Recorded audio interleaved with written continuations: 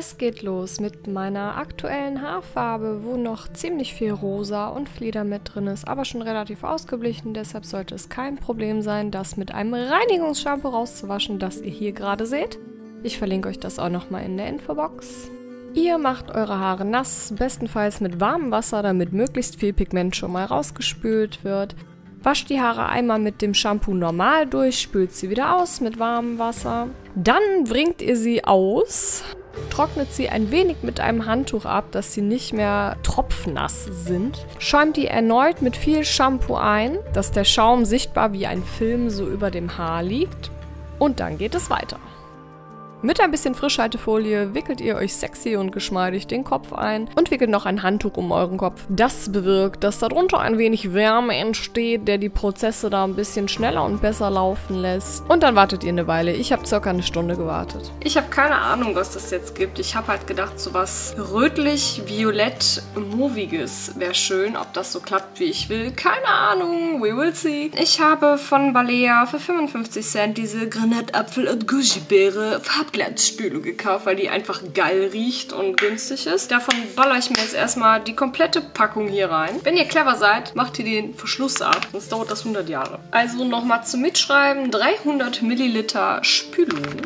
Als nächstes habe ich von Manic Panic das Infrared. Das ist im Prinzip ein ziemlich dunkles Rot. Das kriegt ihr bestimmt auch von Directions. Die sehen alle sehr dunkel aus. Sind sie aber gar nicht. Die sind eigentlich ziemlich intensiv, wenn ihr euch die Google-Bilder mal anguckt. Davon nehme ich jetzt mal so einen halben Teelöffel und guck mal, wie das so aussieht. Ich benutze die Spülung ja eigentlich hauptsächlich, um die Farbe aufzuhellen, aber auch um ein bisschen Farbe zu sparen. Ich möchte es aber auf jeden Fall viel intensiver haben als dieses jetzt. Aber das sieht jetzt so ein bisschen, ja, fleischfarben aus irgendwie. Erinnert ihr euch noch an Leberwurst Deluxe? Ich habe die Farbe Leberwurst Deluxe getauft. Es war nicht schön, aber selten. So sieht das aus. Noch einen kompletten Teelöffel von Infrared. Das wird ganz schön bräunlich. Weil ich mir das schon gedacht habe, habe ich mir noch Dark Tulip und Plum von Directions daneben gepackt. Und habe auch noch Neon Blue am Start. Und machen weiter mit Plum, das auch ein sehr rotstichiges Violett ist. Ich nehme ebenfalls ca. einen Teelöffel Plum und mische ihn dazu. Ich nehme nochmal einen Teelöffel Plum. Ich mache mal noch einen guten Teelöffel von dem Manic Panic dazu und nochmal einen Teelöffel Plum. Ich glaube, ich möchte es ein bisschen kühler haben, deshalb mache ich mir da jetzt etwas Neon Blue rein und zwar auch einen Teelöffel. Es kann ruhig was dunkler werden, die Rottöne waschen sich ja eh sehr schnell aus. Ein bisschen mehr Neon Blue rein, noch einen Löffel. Noch ein bisschen farbintensiver darf es sein. Ich gebe noch ein wenig von dem Manic Panic dazu, noch einen Löffel. Einen halben Teelöffel Dark Tulip dazu. Kann ich mir mit Strähnchen in Dark Tulip und Infrared auch sehr cool vorstellen, aber ain't nobody got time for that. Ich finde das so eigentlich schon ziemlich geil, aber ich finde, das könnte noch ein bisschen kühler sein.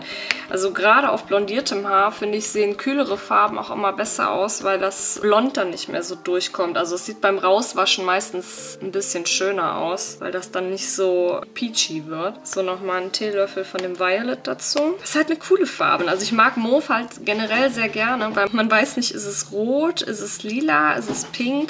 Es ist so ein Zwischending. Ein bisschen Violet möchte ich noch dazu machen. Da die Farbe nicht so super deckend ist, nehme ich nochmal einen Teelöffel. Ich schreibe euch dann die genaue Rezeptur komplett in die Infobox, damit ihr die Mischerei hier nicht mitmachen müsst, sondern das direkt so reinpacken könnt. Ich finde, das könnte noch ein Ticken blaustichiger sein. Nehme ich noch einen Löffel Violet. Hat auch so ein bisschen was von Sorbet. Ich glaube, so nenne ich die Farbe auch. Aber was für ein Sorbet bist du? Es ist auf jeden Fall was Beeriges. Nennen wir es Waldbeeren-Sorbet. Das sieht voll lecker aus. Genau so will ich das. So sieht das jetzt aus. Ich warte jetzt noch ein bisschen mit dem Shampoo, bis das noch ein bisschen alles ausgesogen hat. Und dadurch, dass ich jetzt echt so super helle Pastelltöne habe und die Farbe relativ dunkel ist, jetzt sieht man sie ganz gut. Packe ich mir das dann gleich einfach auf das leicht feuchte Haar. Ich föhne die dann ein bisschen an. Aber ich lasse das Shampoo, wie gesagt, jetzt noch ein bisschen einwirken, so 15 Minuten noch circa. Dann habe ich das ungefähr eine Stunde drauf, spüle das aus und dann geht es gleich weiter. Ihr seht,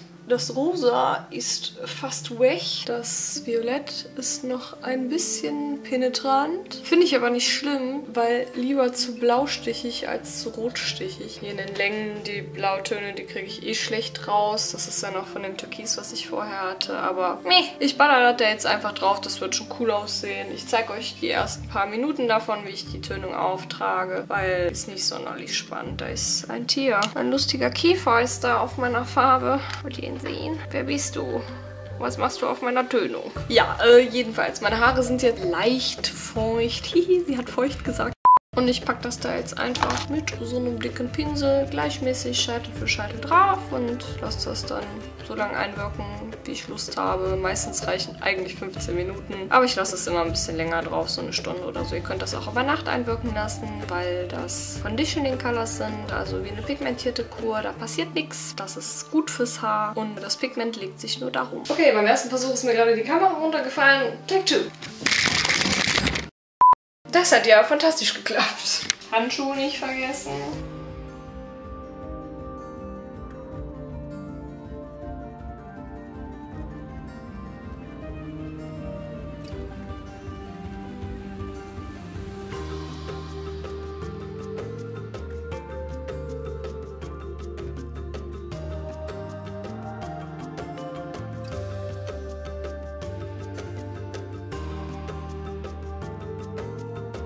Hier mal der aktuelle Zwischenstand. Auf jeden Fall habe ich diese Farbe gefunden und dachte, die würde schön aussehen in ein paar Strähnchen. Deshalb nehme ich euch jetzt kurz mit rüber, damit sich nachher nicht beschwert wird, wo kommen denn die Strähnchen her? Wisst ihr Bescheid, wie ich die gemacht habe? So, die Farbe heißt Ruby. Ich schnappe mir jetzt einfach random ein paar Strähnchen raus und schmier mir das da ein bisschen rein. Diese hier zum Beispiel. Also ich habe mir jetzt nichts genau abgeteilt. Für sowas habe ich jetzt noch gar keine Böcke.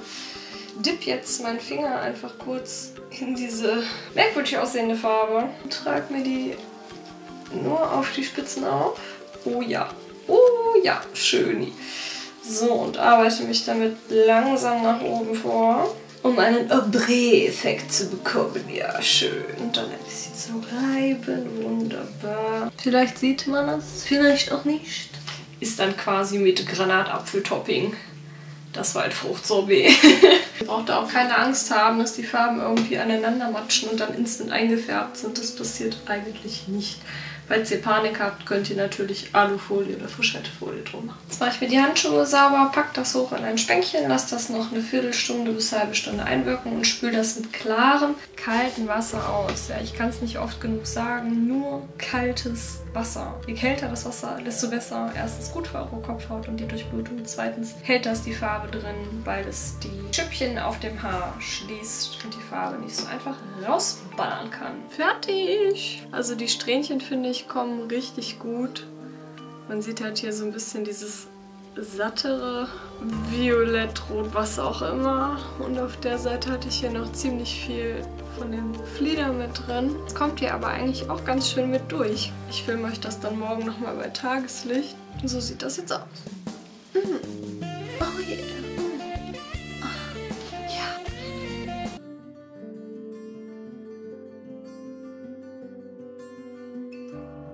Ich hoffe, euch hat das Video gefallen, ein bisschen Spaß gemacht und vielleicht auch zu einer neuen Haarfarbe inspiriert, weil man muss ja nicht immer das nehmen, was in den Pötten ist, sondern kann sich halt auch mal selber was zurechtmischen, was vielleicht nicht jeder auf dem Kopf hat. In diesem Sinne, bleibt kreativ und wenn ihr möchtet, könnt ihr euch hier unten ein Video ansehen, wo ich euch noch ein paar Tipps zu semi-permanenten Haartönungen gebe. Und hier findet ihr ein Video, wo ich meine rötlich getönten Haare auswasche von rot zu weiß und wie der Verlauf war. Dann wünsche ich euch noch einen wunderschönen Tag und ich hoffe, ihr seid beim nächsten Mal auch dabei. Bis dann, ciao! Das war ganz schön viel Gequietsche.